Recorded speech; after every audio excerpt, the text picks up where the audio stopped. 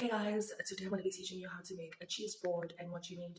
Obviously, cheese boards are different, so you can use other ingredients, but this is what I'm going to be using.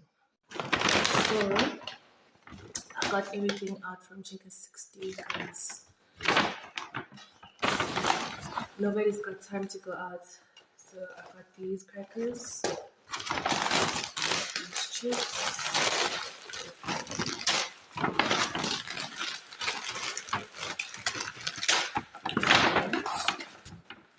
strawberries,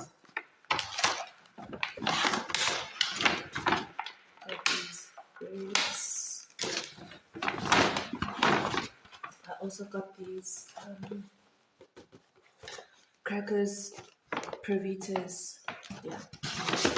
And then I got my cheese. So